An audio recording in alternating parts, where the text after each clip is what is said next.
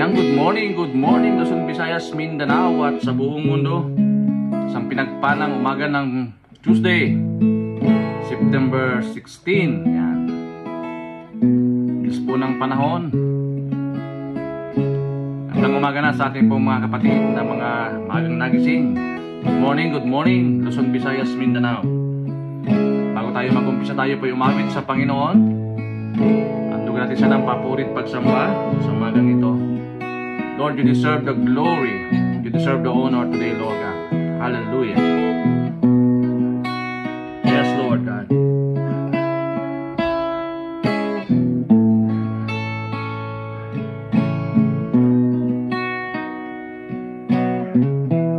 The universe is at your feet.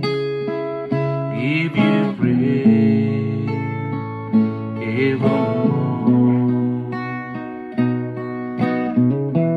Starlight, the sky is for you, and always God we pray, and we sing.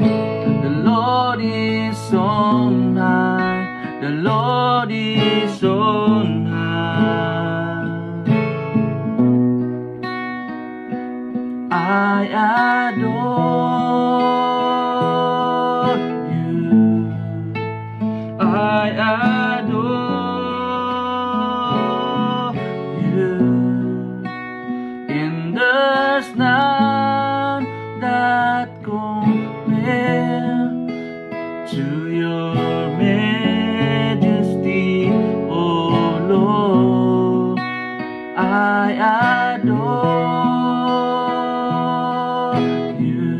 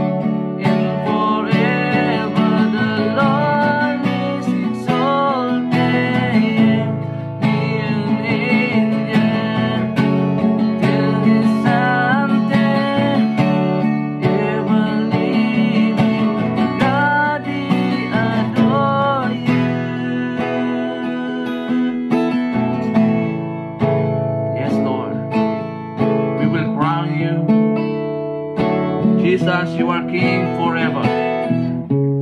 Living Savior Jesus. Hallelujah. Oh Lord, we praise you today. We glorify your name, Lord. Salamat po sa umagang ito. Umagang kay ganda, Panginoon. Muli, Panginoon, tiyatas ko po ang iyong gawain ng daily devotion sa umagang ito, Lord. Magpalain niyo po ang araw na ito. Yes, Lord. We lift up to you today, Lord, your word. Hallelujah. That we preach today in Jesus' name. Ikaw po maghari, ikaw po sumama sa amin, Panginoon, sa oras po na ito. Hinalaan ko po anumang devour sa pangalan po ni Jesus. Amen and amen. God bless. God bless. Yan. Purihin na po ang Panginoon sa umagang ito, mga kapatid. Napakasarap umawit sa ating pong Panginoon. So yan, without further ado, tayo na po mag-umpisa sa ating pong series na tinatalakay about the kingdom power through discipleship. Ito na po yung pang-8. Discipleship and surrender. Ayan. Discipleship and surrender. Sabi po sa Galatians chapter 2 verse 20, my old self has been crucified with Christ. It is no longer I who live, but Christ lives in me. So I live in the earthly body by trusting in the Son of God who loved me and gave Himself for me. Pagdidisipulo at pagsuko. At ang dati kong pagkatao ay napako na kasama ni Kristo. Sa Tagalog po, hindi na ako ang nabubuhay, kundi si Kristo ang nabubuhay sa akin, kaya nabubuhay ako sa makalupang katawan na ito ay sa pamamagitan ng pagtitiwala sa anak ng Diyos na umibig sa akin at ibinigay ang kanyang sarili para sa akin. Purihin na po ang pagkabasa ng dakilang salita ng Diyos. Discipleship is not limited to what you can comprehend. It must transcend all our comprehension, plunge into the deep waters beyond your own comprehension, and I will help you to comprehend even as I do. The word disciple means Greek matetes. Yan. Learner, sabihin nun, followers, apprentice, student. It also follower of Jesus. Learn from Jesus, live like Jesus, help others to follow Jesus. And also surrender means willingly handing over control of your life, plans, desire, possession, will to God. It trust in action, choosing God's rule over your own. Sabihin, sinusuko mo na yung iyong sarili sa ating pong Panginoong Hesus. Hindi na ikaw ang mamaniobra ng buhay natin, kundi ang ating pong Panginoong Diyos na. Gaya po ng ating text sa Galatians chapter 2 verse 20, I am no longer live, but Christ live in me, sabi ni Paul. Yan. So ano po ang teaching natin, mga kapatid, sa mga ito? Number 1, disciple no longer lives for self, but for Christ. A disciple, ang isang disipulo ay hindi na nabubuhay para sa sarili, kundi para na kay Kristo. Sa 2 Corinthians chapter 5 verse 15, He died for everyone, so that those who receive His new life will no longer live for themselves. Instead, they will live for Christ, who died and was raised for them. Malinaw po, ano? Namatay siya para sa lahat, upang ang mga tumanggap ng kanyang bagong buhay ay hindi na mabubuhay para sa kanilang sarili.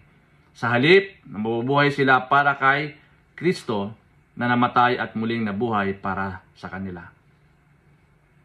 A disciple no longer lives for self, but for Christ. And number 2, surrender means yielding to God's will above your own.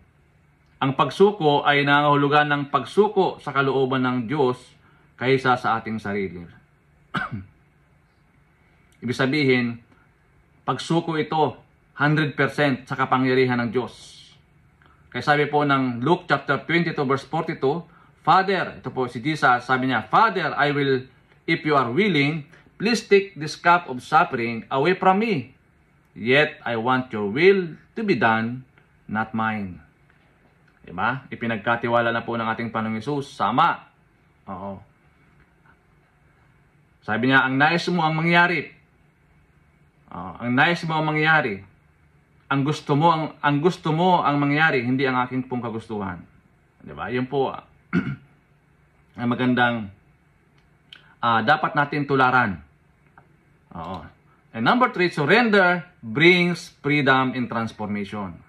Napakaganda mga kapatid. Ang pagsuko ay nagdudulot ng kalayaan at pagbabago.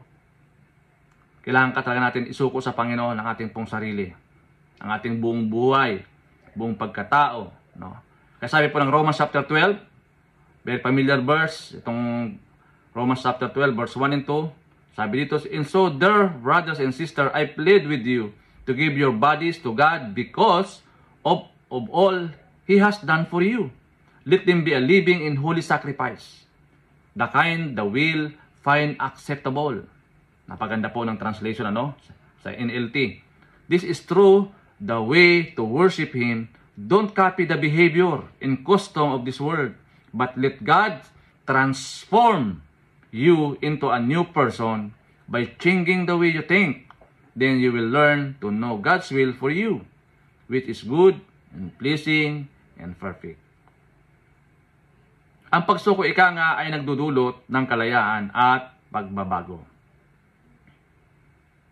Kasi kung ang buhay pa rin natin ang nagmamanipula sa buhay po natin, no, yung self-will, kailangan mamatay muna tayo sa ating lumang pagkatao. Gaya po ng sinabi ni Pablo sa Galatians chapter 2 verse 20, no? So paano ba natin i-apply ang mga bagay na ito mga kapatid? Number 1, magkaroon tayo ng daily surrender. Begin your day by giving God our plans, schedule, and decision, no? Kaya ito maganda sa umaga pa lang, ito na ating inuuna.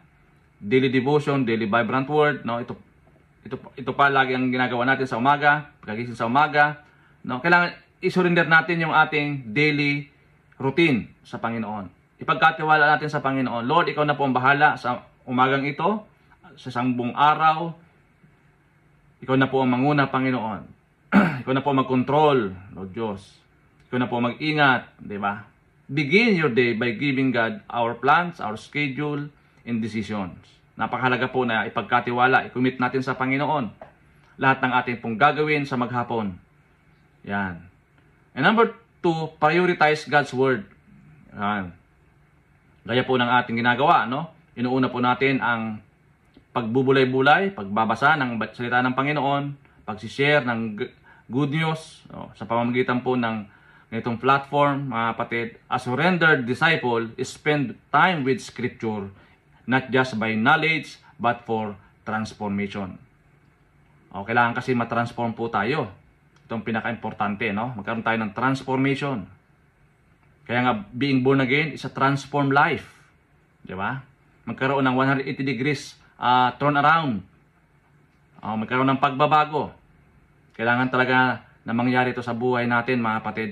Kailangan natin i-prioritize yung pagbabasa ng salita ng Diyos. Number 3, be accountable. No? A surrendered disciple does not walk alone. Share your journey with a mentor or fellow believers who can encourage and correct you. Kaya nga, wala pong isang Kristiyano na nag-iisa. Diba? Walang lone ranger Christian na after niyang tinanggap ang Panginoon, after niyang na-save, nagtatago na siya. Ayaw nang makipaghalubilo. Ayaw nang makipag-fellowship.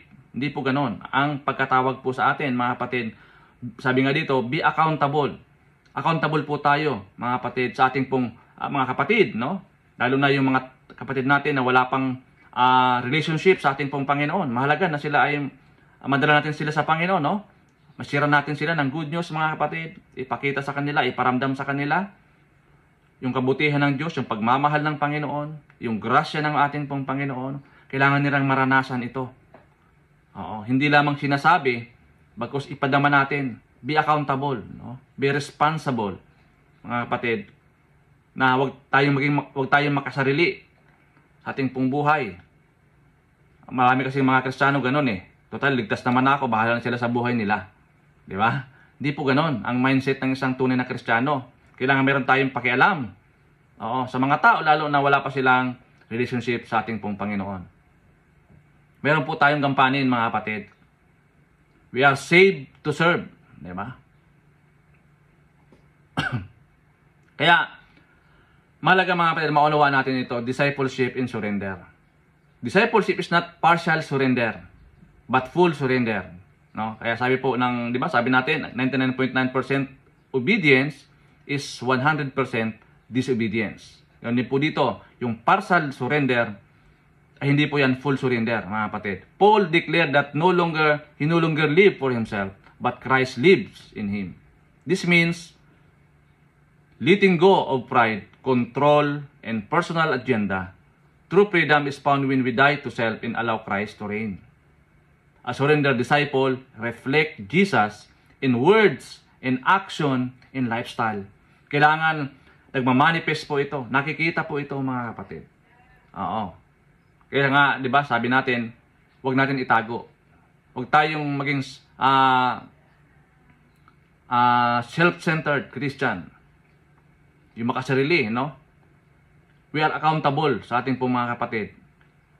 Kaya nga, ang commission ng Panginoon, ang Great Commission ng Panginoon, di ba, ipalaganap, i-share ang gospel sa lahat ng tao sa buong mundo. So, as a question to consider, mga kapatid, what area of my life am I still holding back from fully surrendering to God? Anong bahagi ng aking buhay ang pinipigilan ko pa rin sa buong pagsuko sa Diyos? Meron pa bang mga reservation? Meron pa bang mga hesitation, kapatid, sa ating buhay na hindi natin ibigay sa Panginoon 100%, isuko natin sa Panginoon natin po mga sarili. At hayaan natin ang Lord na siya na po ang maging front runner, no? Siya na po yung programmer ng ating pong buhay. Hallelujah. So yun po, maraming pong salamat sa bawat isa, mga kapatid. Purihin po ang Panginoon sa short encouragement, short devotion sa umagang ito. Lord, I pray, Lord God, sa oras po nito, pagharian po kami ng Santong Espiritu sa lahat aming gagawin. Thank you for the gift of prayer, Lord, of privilege to come before your throne of grace.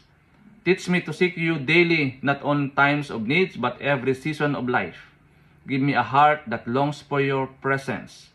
More than anything else, Lord, help me to pray in faith, guided by the Word and empowered by the Holy Spirit. Teach me to listen to your voice, to align my prayers with your will, and intercede faithfully for others. Lord, let my prayers life bear fruit that glorify your names and draw me closer to you in Jesus' name. Lord, purihin po kayo sa araw na ito, Lord. Salamat po sa encouragement sa umagang ito. Pagharian niyo po kami, may mga puso. Gaya po ni Pablo, Lord, na hindi na siya namumuhay sa kanyang sarili, bagkus si Jesus na ang namumuhay sa kanyang puso. Nandun kami, Panginoon, Lord, dalangin ko sa araw po na ito, Diyos, ng aming buhay, buong puso namin, ipagkakatiwala sa iyo. Lord God, take over, Lord. Hallelujah. Lord, salamat po. Dalangin ko din sa umagang ito, Lord, sa aking po mga kapatid na meron pong mga karamdaman. Dalangin ko, Lord, na ipadali niyo po ang kagalingan nagmumula sa iyo. Lord God, kahabagin niyo po ang aking po mga kapatid na ito na meron pong mga pagsubok ngayon. May mga depression, anxieties. Lord,